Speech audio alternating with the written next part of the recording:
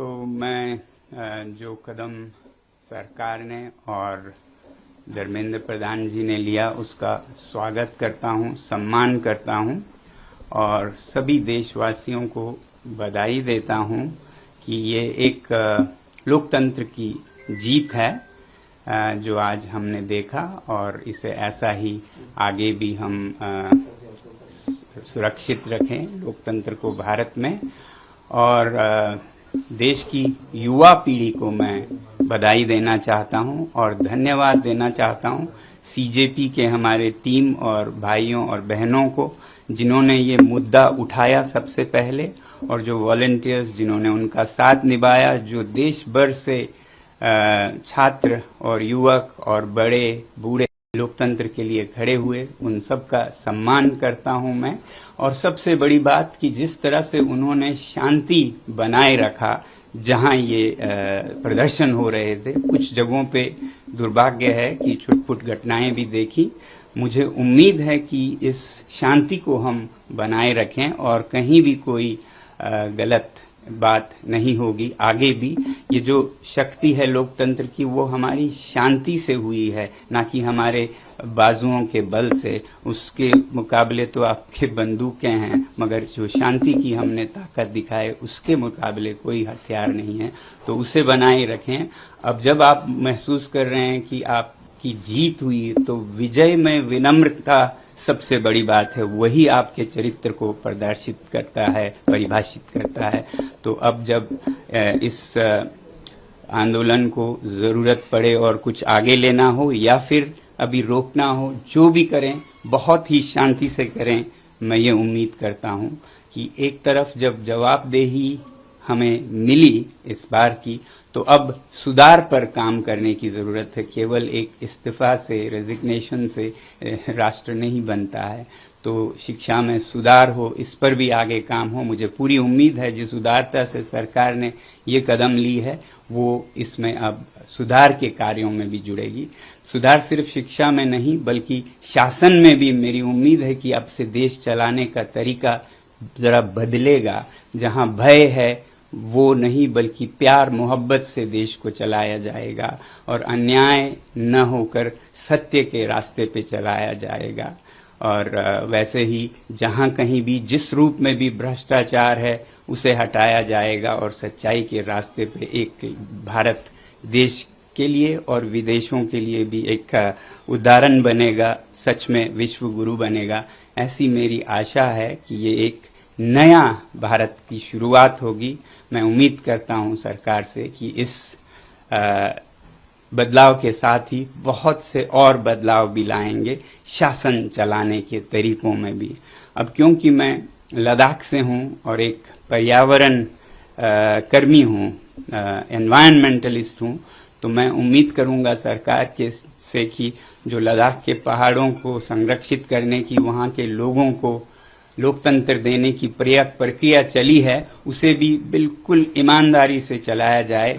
उसे कमजोर करने की कुछ कोशिशें हो रही हैं, वो सब छोड़कर जनता के साथ प्यार मोहब्बत से मिलकर हम सीमाओं को सुदृढ़ और शांत बनाएं, विकास के रास्ते पे लें। तो लद्दाख में बहुत ही ईमानदारी से लोगों के साथ ये प्रक्रिया जारी हो। बल्कि हमारे पड़ोसी राज्य जम्मू कश्मीर में भी, जहां भी लद्दाख में हो, जम्मू कश्मीर में हो, जो लोगों से वादे किए हैं स्टेटहुड के, लोकतंत्र की, वो वहां भी बहाल हो, ये हमारी उम्मीद है। ये तो मैं अपने हिसाब से कह रहा हूं क्योंकि मैं उस इलाके से आता हूं। तो बाकी देश में शिक्षा में खासकर सुधार हो, बदलाव हो। किसी भी बच्चे को, किसी भी अभिभावक को जो इन बच्चों को गुजरना पड़ा उसमें न गुजरना पड़े। मैं आभारी हूं पूरे देश का और युवा पीढ़ी का और सरकार का भी बहुत बहुत धन्यवाद। I welcome this step taken by the government and the Education Minister Dharmendra Pradhan ji to step down in this hour of need. They have shown sensitivity on the part of the government, and I want to congratulate the nation. It's a victory of democracy, and we should all cherish it. At the same time, I thank and congratulate the whole young generation, the Gen Z, particularly the members of CJP who started this whole discussion, and young people, old people, everyone from every corner of the nation who came out to speak for truth. And I hope that we can take this path of peace that was so visible in this movement and continue to be on that and never digress from the path of peace. As we have some kind of victory, it is very important to have humility in victory. Therefore, I appeal to all the young people to rejoice, celebrate, but with utmost humility. Do nothing that hurts others, say nothing that hurts others, be humble, and that will win the world for you. So with these words, I think that we'll have an era of reforms now. There has been accountability. Now it's time for reforms in the field of education so that we have a robust system that makes us a great nation as we all want. And I hope that this kind of reforms are seen now not only in education but also in governance, where we have fear replaced by love for citizens. Not out of fear governance should be. Similarly, from a fear-free India, we should have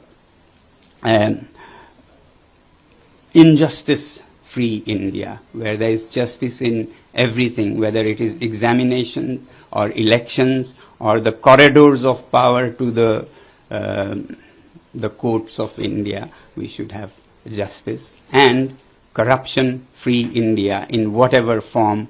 We should hope that there will be measures taken along with this to make it a clean governance in our country. So I congratulate everyone on this occasion, and being from Ladakh and the mountains of the nation and being an environmentalist, that the process of democracy restoration that has started in Ladakh will be taken up with utmost sincerity on the part of the government along with the people.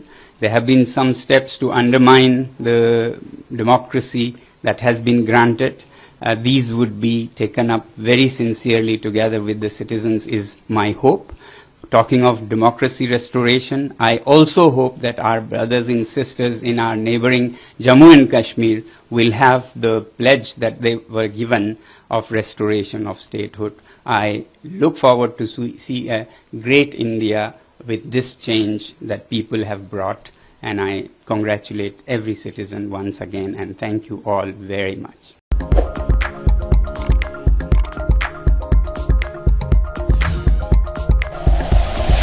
Like and share videos, subscribe करें हमारा channel और press करें bell icon. News 11 Bharat, सच है तो दिखेगा।